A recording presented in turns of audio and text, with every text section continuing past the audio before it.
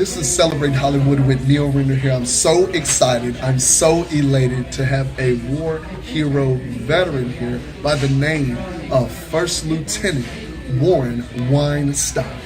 Thank you so much just for being able to sit with me. I'm just so excited, so elated because one thing about it, it's just, I'm so comfortable with you, all the vets. I'm a veteran as well, but I'm so just connected with your stories, and I'm excited, and I wanted to be able to interview and have you share your story with what you was doing in the Korean War, serving in the Air Force as an officer. So what is patriotism to you, Warren, in your experience? Well, patriotism is respecting the flag, being a good citizen, Yes, sir. voting, and loving your country. To me, that's patriotism. And I think I meet the criteria of all those things.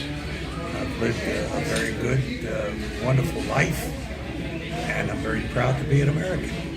So, being a first lieutenant officer in the military, what was going on in your heart and mind as you served during that dangerous time?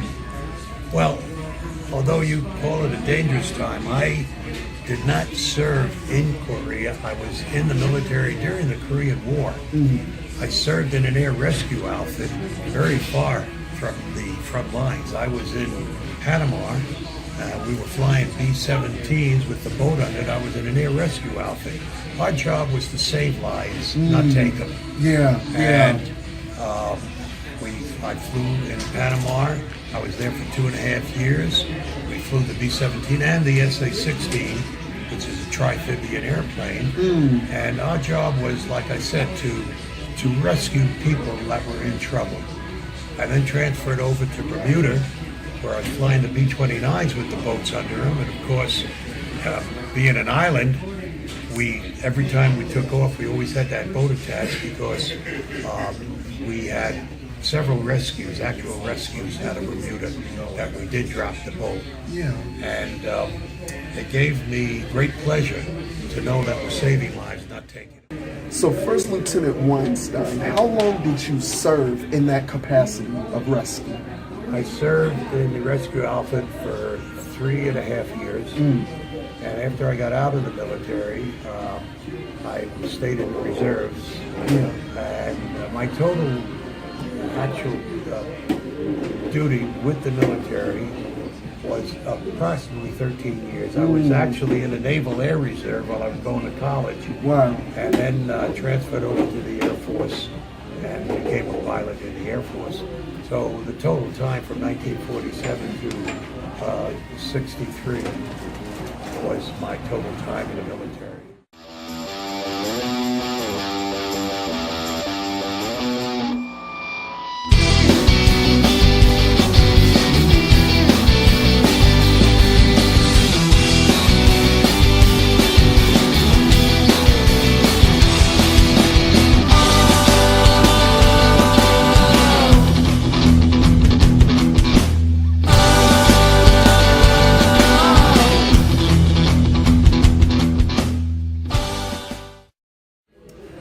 It pleases me to share this as well. Not only was he in the uniform serving the country, but he is not new or camera shy to the camera. Share some of the experience about speaking and just on camera, even sharing with segments. Well, while I was with the airlines, I was elected the chairman for my union here on the West Coast, LA, and my duties were to chair the domicile of the pilots that we had here. There was between 450 and 500 pilots based here in LA. I was there as negotiations for the pilots in case there was any issues between the company and the pilots, or anything like that. I spoke with 4 groups, and I served in that capacity for 3 years, and then they asked me to become the national chairman for the Professional Standards Committee. Oh, wow. For this constituted 8,500 pilots at the time.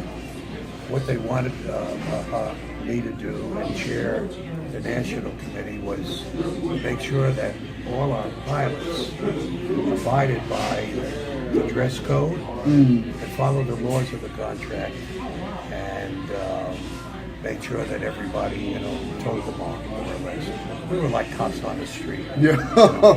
So I was wearing two hats at the time. And it was just wonderful. The airline, it was great working for the company. Enjoyed it very much. So Warren, what groups do you speak to? Mostly they're high school people. They want to know more about the World War II, although I was not in World War II. I was too young. I do know a lot about it, but our other veterans actually do a lot of the speaking. If there's anything about flying that they wanted to know, I'd come up with that into the tell them about, what it was like flying with big bombers and everything, although not in combat. And just other groups like that ask us to participate. And it's very rewarding. But some of these young students that we meet are very knowledgeable of what's going on and what went on in the war, back in World War II. So that was it. And one thing, while my children were growing up in high school, I lived in a community that had a real bad drug and drinking problem. And we had several students that died because of alcoholism. They died in car crashes. I started a group out there in my hometown. It was called Safe Rides. Safe Rides. Where on Friday night and Saturday night, we would supply a car with a boy and a girl that would drive anybody that was too drunk to drive home, to pick them up at a party or wherever they were and drive them home. And we worked it out with the student body of the school, the parents. Don't ask any questions. Just be glad that your child is home safe. Yeah. And that worked out very well. We did that. I did that for about 2 to 3 years until my kids graduated high school. And I turned it over to a social worker and let them carry on from there. So I was always involved in something with the community.